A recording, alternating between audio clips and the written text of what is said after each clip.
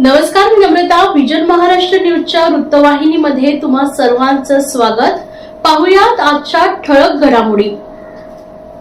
ठाणे महानगरपालिकेत स्टेम प्राधिकरणाकडून पाणीपुरवठा होत असून संभाव्य पाणी टंचाईचं संकट विचारात घेता जलसंपदा विभाग, पाटबंधारे, कळवा, ठाणे यांनी निर्देश दिलेत. त्यानुसार बुधवार दिनांक 1 जुलै 2026 रोजी सकाळी 9 वाजल्यापासून ते गुरुवार दिनांक 2 जुलै 2026 रोजी सकाळी 9 वाजेपर्यंत असं 24 तासांचा पाणीपुरवठा बंद ठेवावा, असे स्टेम प्राधिकरणानं कळवलंय. त्यानुसार बुधवार दिनांक 1 जुलै 2026 रोजी सकाळी 9 वाजता ते गुरुवार दिनांक 2 जुलै 2026 रोजी सकाळी 9 वाजेपर्यंत मेस्ट्रेम प्राधिकरणाकडून होणारा पाणीपुरवठा बंद राहणार आहे. तथापि ठाणे महानगरपालिकेच्या स्वतःच्या पाणीपुरवठा योजनेचं नियोजन करून टप्प्याटप्प्याने ठाणे शहरात एक वेळ पाणीपुरवठा सुरू ठेवण्याचं नियोजन करण्यात आलंय. त्या अनुषंगाने घोडबंदर रोड, पातलीपाडा, पवारनगर, कोठारे कंपाऊंड, आझादनगर, डोंगरीपाडा, वाघबीळ, आनंदनगर, कासारवडवली, ओवळा, रेतीबंदर व मुंब्र्याचा काही भाग या आदी ठिकाणांचा पाणीपुरवठा बुधवार सकाळी 9 ते रात्री 9 वाजेपर्यंत बंद राहणार आहे व Samatanagar, Ritu park, Siddheshwar, Eternity, Johnson, jail, साकीर तर उथळसर, रुस्तमजी, दोस्ती, आकृती, वर्तकनगर इत्यादी भागात बुधवार रोजी रात्री 9 ते गुरुवार सकाळी 9 वाजेपर्यंत बंद राहील. अशा रीतीने टप्प्याटप्प्याने एक वेळ पाणीपुरवठा सुरू ठेवण्याचं नियोजन करण्यात आलंय. वरील शटडाऊनमुळे पाणीपुरवठा पूर्वपदावर येईपर्यंत पुढील 1 ते 2 दिवस कमी दाबाने पाणीपुरवठा होण्याची शक्यता आहे. तरी नागरिकांनी पाण्याचा योग्य तो साठा करून ठेवावा व ठाणे महानगरपालिकेस सहकार्य करावे, असं आवाहन ठाणे महानगरपालिकेतर्फे करण्यात आले आहे. एसेट बॅक्ड क्रेडिट लोन, व्यवसाय आणि आर्थिक गरजांसाठी मालमत्तेवर आधारित कर्ज. कर्ज मर्यादा 5 कोटींपर्यंत, 120 महिन्यांचा परतफेडीचा कालावधी, विश्वासार्ह वित्तीय भागीदार तुमच्या प्रगतीसाठी. TJSB asset backed credit loan. TJSB सहकारी बँक लिमिटेड. भरोसे का बँक, भविष्य का बँक. शिक्षणाला प्रोत्साहन देण्याच्या उद्देशाने युवा उडान चॅरिटेबल ट्रस्टच्या वतीने ठाण्यातील कोपरी पूर्व येथील सिंधी हायस्कूलमध्ये विद्यार्थ्यांसाठी मोफत वह्यांचं वाटप करण्यात आलंय. विद्यार्थ्यांना शैक्षणिक साहित्याची मदत मिळावी आणि त्यांच्या शिक्षणाचा प्रवास अधिक सुलभ व्हावा या उद्देशाने आयोजित करण्यात आलेल्या या उपक्रमाला विद्यार्थी आणि शिक्षकांचा उत्स्फूर्त प्रतिसाद मिळालाय. या उपक्रमात 1000हून अधिक वह्यांचं मोफत वितरण करण्यात आलंय. विविध इयत्तातील विद्यार्थ्यांना शैक्षणिक गरजेनुसार वह्या देण्यात आल्या. कार्यक्रमादरम्यान विद्यार्थ्यांना शिक्षणाचे महत्त्व, नियमित अभ्यासाची सवय आणि सामाजिक जबाबदारी याविषयी मार्गदर्शन करण्यात आलंय.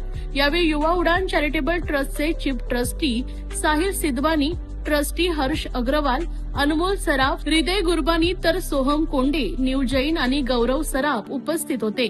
तसेच ट्रस्टचे सदस्य नितिका अदनानी, सौरभ नारंग, राज मेहता आणि आयुष मेहता यांनीही उपक्रमाच्या नियोजनात सक्रिय सहभाग घेतलाय. या कार्यक्रमाला शाळेचे शिक्षक, शिक्षकेतर कर्मचारी आणि विद्यार्थी मोठ्या संख्येने उपस्थित होते. यावेळी बोलताना साहिल सिद्धवानी यांनी सांगितले की युवा उडान चॅरिटेबल ट्रस्टची स्थापना सामाजिक कार्याची आवड असलेल्या तरुणांनी एकत्र येऊन केली. शिक्षण, आरोग्य आणि सामाजिक जनजागृती या क्षेत्रात सातत्यानं काम करण्याचा आमचा प्रयत्न आहे. विद्यार्थ्यांना आवश्यक शैक्षणिक साहित्य उपलब्ध करून देणे ही समाजाप्रती आपली जबाबदारी आहे. भविष्यातही गरजू विद्यार्थ्यांसाठी तसेच समाजाच्या विविध घटकांसाठी असे उपक्रम अधिक व्यापक स्वरूपात राबवण्यात येतील. शाळेच्या व्यवस्थापनाने आणि शिक्षकांनी या उपक्रमाचं स्वागत करत युवा उडान चॅरिटेबल ट्रस्टचे विशेष आभार मानले. अशा सामाजिक उपक्रमांमुळे विद्यार्थ्यांना केवळ शैक्षणिक साहित्याची मदत मिळत नाही, तर समाजात परस्पर सहकार्य आणि सामाजिक बांधिलकीची भावना अधिक दृढ होते, असं मत यावेळी व्यक्त करण्यात आलंय. आज हमारा युवा उड़ान चैरिटेबल ट्रस्ट का जो पूरी टीम है वो सिंधी स्कूल कोपरी में आई है और यहाँ पे हमने 150 से ज्यादा बच्चों को 1000 से अधिक जो नोटबुक्स हैं वो डिस्ट्रीब्यूट किए, क्योंकि हमारा ऐसा मानना है कि अगर हमें देश का भविष्य मजबूत बनाना है तो उसकी शुरुआत एक क्लासरूम से होती है. आज जो हमने नोटबुक डिस्ट्रीब्यूशन ड्राइव किया है, इससे हम समाज को एक इम्पोर्टेंट मैसेज देना चाहते हैं कि जो भी बच्चे हैं, अगर जो भी अपने व्यक्ति है समाज में, वो अगर अपना कर्तव्य अच्छे से निभाएंगे तो आज कोई भी बच्चा इस देश का वो पढ़ाई से वंचित नहीं रहेगा. जो हमारे ये आज के बच्चे हैं वो हमारे कल का भविष्य बनाएंगे. इसीलिए एजुकेशन में किया गया हर एक छोटे से छोटा इन्वेस्टमेंट ये हमारे भारत देश में किया गया एक इन्वेस्टमेंट है. वो हमारे भारत देश के प्रगति के लिए और भारत देश के उज्जवल भविष्य के लिए किया गया एक इन्वेस्टमेंट है. आज मैं हमारे स्कूल के मैनेजमेंट को, टीचर्स को और युवा उड़ान की हमारी जो पूरी टीम आज आई है उनका मैं बहुत बहुत शुक्रगुजार हूँ, क्योंकि उनके बिना आज हमारा ये कार्यक्रम जो है वो सफल नहीं हो पाता। हमारा जो युवा उड़ान चैरिटेबल ट्रस्ट है वो अलग अलग कार्यक्रम रखता रहता है, जैसे कि कभी पुलिस ऑफिसर्स के लिए रखा, कभी स्टूडेंट्स के लिए रखा। हम education, health care, social welfare सभी लोगों से हम जुड़ने की जो है कोशिश करते रहते हैं हमेशा। युवा चैरिटेबल के ट्रस्ट की तरफ से हमारे बच्चों को नोटबुक मिला है। मैं साहिल सर को, उनकी टीम को बहुत बहुत धन्यवाद देता हूँ। Thank you very much sir.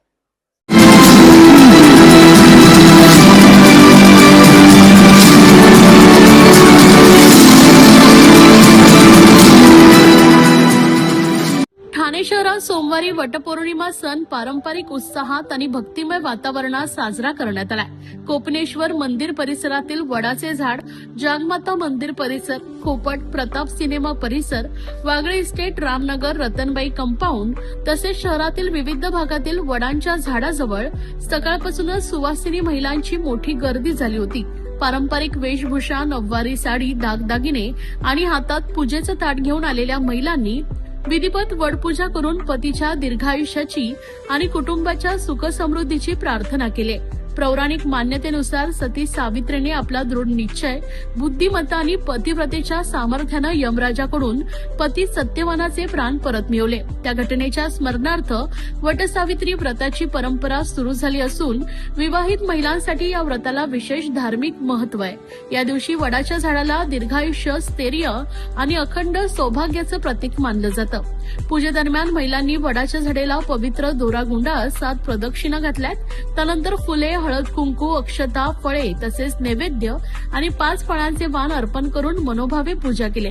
अनेक ठिकाणी महिलांनी वटसावित्रीची कथा श्रवण केली आणि सामूहिक प्रार्थनाही करण्यात आली।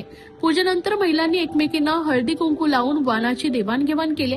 पारंपरिक उखाणे, शुभेच्छांची देवाणघेवाण आणि छायाचित्रणामुळे उत्सवी वातावरण अधिकच खुलून दिसत होते। अनेक ठिकाणी मंदिर परिसरात स्वयंसेवकांकडून पूजेसाठी आवश्यक व्यवस्था करण्यात आली होती, त्यामुळे महिलांना कोणतीही अडचण आली नाही। धार्मिक श्रद्धा, कौटुंबिक मूल्ये आणि सांस्कृतिक परंपरेचं जतन करणारा वटपौर्णिमेचा सण ठाण्यात यंदाही मोठ्या उत्साहात आणि भक्तिमय वातावरणात साजरा झाला। शहरातील विविध भागांमध्ये सकाळपासून वडपूजेसाठी महिलांची मोठी गर्दी पाहायला मिळाली आहे।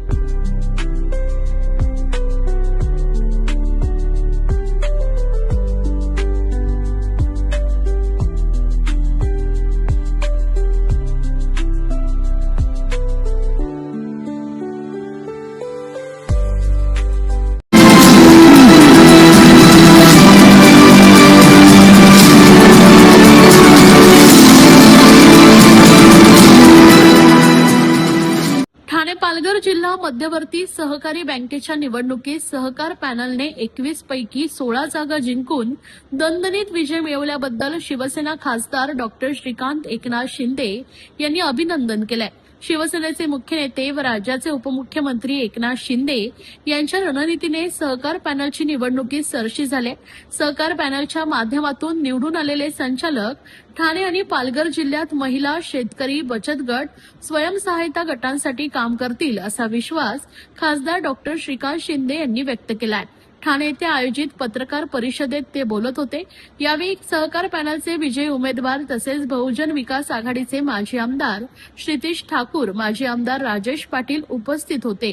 सहकार पॅनलला शिवसेना मुख्य नेते व राज्याचे उपमुख्यमंत्री एकनाथ शिंदे, आमदार किसन कथोरे, बहुजन विकास आघाडीचे अध्यक्ष हितेंद्र ठाकूर, खासदार बाळामामा म्हात्रे यांनी पाठिंबा दिला होता। निवडणुकीत सहकार पॅनलच्या उमेदवारांवर बँकेच्या सभासदांनी विश्वास दाखवला, त्याबद्दल खासदार डॉक्टर श्रीकांत शिंदे यांनी मतदारांचे आभार मानले। राज्यात सहकार वाढला पाहिजे, सहकारातून समृद्धी साधण्यासाठी उपमुख्यमंत्री एकनाथ शिंदे यांनी सहकार पॅनलला मार्गदर्शन केले। उपमुख्यमंत्री शिंदे निवडणुकीतील विजयी रणनीतीवर काम केलंय। ठाणे जिल्ह्यातल्या जागांसाठी त्यामुळे बहुतांश जागा बिनविरोध झाल्या होत्या। वसई तालुक्यात सहकार पॅनलसाठी एकहाती मतदान झालंय, त्याबद्दल खासदार डॉक्टर श्रीकांत शिंदे यांनी बहुजन विकास आघाडीचे माजी आमदार क्षितिज ठाकूर यांना पुष्पगुच्छ देऊन सन्मान केला आहे। नागरीकरण भरपूर झालेलं आहे। लोकांना स्वयंरोजगारासाठी ही बँक जी गेली अनेक वर्ष जी आहे ती मदत करते। याच्या पुढे देखील वेगवेगळ्या योजनांच्या माध्यमाने या बँकेचे सर्व संचालक जे असतील हे लोकांपर्यंत पोहोचतील, कारण की मॅनिफेस्टोमध्ये देखील सगळी वचनं जी आहेत ही सहकार पॅनलच्या माध्यमाने दिली गेली होती. तर जास्तीत जास्त सेल्फ डेव्हलपमेंट असेल, त्याचबरोबर स्वयंरोजगाराच्या संधी कशा उपलब्ध होतील याच्यासाठी सगळे लोक जे आहेत ते काम करतील. सर, गेल्या काही वर्षी पाहतो की ठाणे जिल्हा मध्यवर्ती बँक म्हणजे हितेश ठाकूरांचं समीकरण होतं. यावेळी आपण जशी युती केली तर शिवसेनेचे बहुतेक 5 निवडून गेले त्यामध्ये. तर भविष्यामध्ये अध्यक्ष हे बँकेचं रेशो कसं असणार? बघा, मला वाटतं इलेक्शन लढताना सर्व पक्षाचे लोक, नेते जे आहेत हे एकत्र येऊन लढले आणि ही लढाई जिंकणं अगोदर महत्वाचं होतं. अध्यक्ष कोण होईल, किती वर्ष होईल, मला वाटतं सगळे वरिष्ठ नेते जे आहेत हे बसून जे आहेत ठरवतील आणि त्याच्यामधून आपल्याला जो आहे तो येणाऱ्या काळामध्ये पाहायला मिळेल की कोण अध्यक्ष होईल.